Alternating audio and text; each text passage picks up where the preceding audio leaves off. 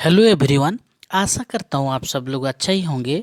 आज हम पढ़ने वाले हैं class 10th history, that is nationalism in India. This is the 10th part. इससे पहले हम 9th वीडियो बना चुके हैं और आप ये लेसन डाइजेस्ट चैनल यानी कि हमारे चैनल के प्लेलिस्ट पे जाके देख सकते हैं, क्योंकि सब रिलेटेड है। आज हम पढ़ने वाले हैं the sense of collective belonging. ये सेंस ऑफ कलेक्टिव बिलोंगिंग है क्या, किस तरह हमारे इंडिया में आया, उसको आज हम पढ़ने वाले हैं। सबसे पहले समझते हैं सेंस ऑफ कलेक्टिव बिलोंगिंग है क्या। जैसे कि हमारे कल्चर, हमारे ट्रेडिशन, हमारे रीजन्स, हमारे रिलीजन्स सब अलग अलग है, परंतु हम एक ही सोचते हैं, that is we are the people of India. हमारे इस तरह सोच हमारे देश में कैसे आया, इस चैप्टर में हम लोग पढ़ने वाले हैं। This sense of collective belonging came partly through the experience of United struggle. हमारे देश का इंडिपेंडेंट के लिए जैसे लड़ा जा रहा था, उस समय से हमारा ये सेंस ऑफ कलेक्टिव बिलोंगिंग आने लगा।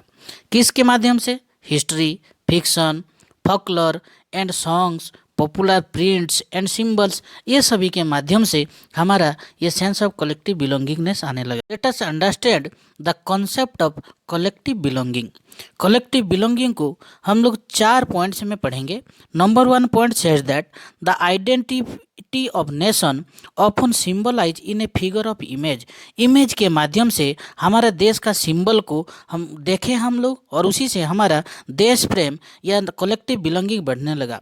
जैसे कि भारत माता का चित्र बनाया गया था, किसके द्वारा? इनिशियली बंकिम चंद्र चटर्जी के द्वारा, और बंकिम चंद्र चट्टोपाध्याय भी बोल सकते हैं, उनके द्वारा बनाया गया था।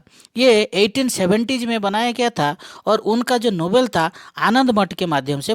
फिर उसी सिंबल के तरह हम लोग अगर बात करें, रविंद्रनाथ टैगोर जो भारत माता को बाद में बनाए थे, उनका जो भारत माता बनाया गया था, आप लोग ये राइट हैंड साइड में देख सकते हैं, चित्र के माध्यम से बताया रहा हूँ, जो 1905 में भारत माता का चित्र बनाया गया था। इसको क्लेम किया गया this is an Asiatic figure. ये जो क्लेम करता है एशियाटिक फिगर, क्लेम क्या करता है? कंपोज, डिवाइन एंड स्पिरिचुअल, सभी चीज़ का एक मिश्रण है, जिस तरह हाथ के माध्यम से आपको दर्शाया गया है।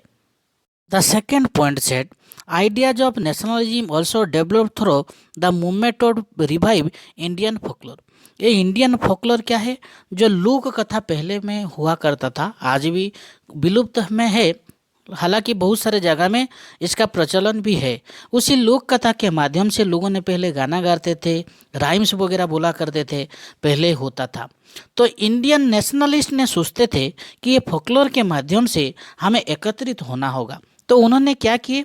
Indian nationalist began recording folk tales, song birds and they travel village to gather folk song and legends. आप लोग को बता दो, इधर बर्ड्स का मतलब आप लोग चिड़िया मत समझ लेना। बर्ड्स का मतलब जो है गायक बोल सकते हैं, कवि बोल सकते हैं। उन लोग गांव गांव घूम के फोक सॉन्ग वगैरह कलेक्ट करते थे। सिर्फ इतना ही नहीं, they believed it corrupted outside of force, it is essential to preserve. Outsider it means वो इंडिकेशन कर रहे थे ब्रिटिशर्स को, जो ब्रिटिशर्स के माध्यम से हमारे ये फोक सॉन्ग या फोकलोर जो है वो करप्टेड हो चुका है, तो इसको हमारा ड्यूटी बनता है, तो हमें बचा के रखना है। तो लोगों ने धीरे धीरे बोले, देखिए हमारे करप्शन जो हो रहा है, हमारे चीज़ को हमें तो बचाना चाहिए। तो हम कैसे बचाएंगे? अगर यूनाइट रहेंगे। तो लोगों के मन में कलेक्टिव बिलोंगिंगनेस आने लगा। एग्जाम्पल के माध्यम से समझते हैं। कुछ नेशनलिस्ट लीडर जो है वो हमारे देश के लिए फोकलोर को इम्प्रूवमेंट के लिए उन्होंने बहुत सारे योगदान दिए थे। जैसे कि बंगाल में रविंद्रनाथ टैगोर के बारे में बात करेंगे, वो बहुत सारे बालाड्स, नर्सरी राइम्स एंड मैथ्स वगैरह लिखे थे।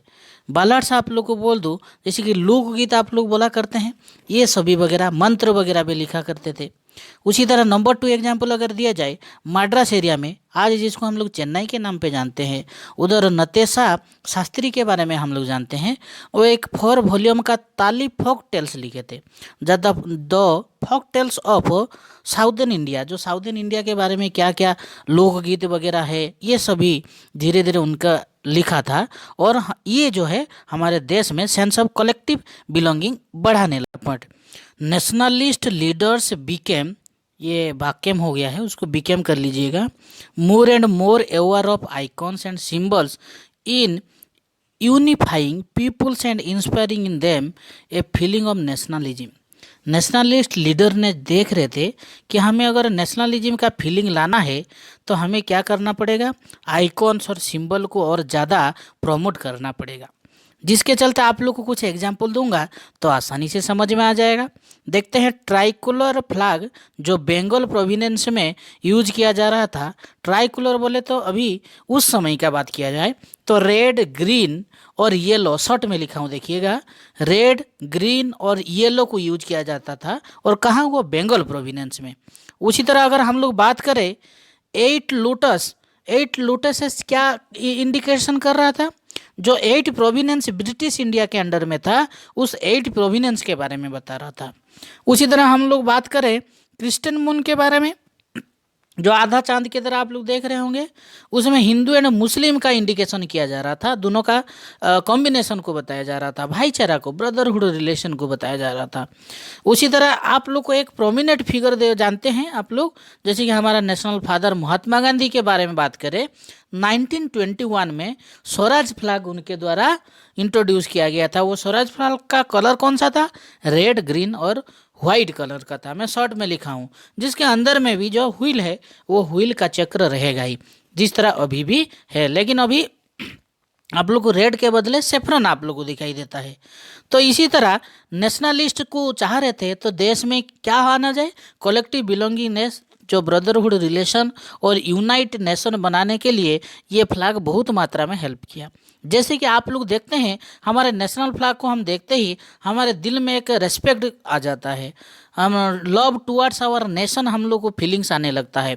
उसी तरह अगर हम लोग नेशनल एम्बलम के बात करें, नेशनल कुछ भी चीज़ हम लोग देखते हैं तो उसमें क्या होता है, देश के प्रति हमारा जो लव एंड अफेक्शन और ज़्यादा बढ़ जाता है, रेस्पेक्ट जो है और ज़्यादा बढ़ जाता है।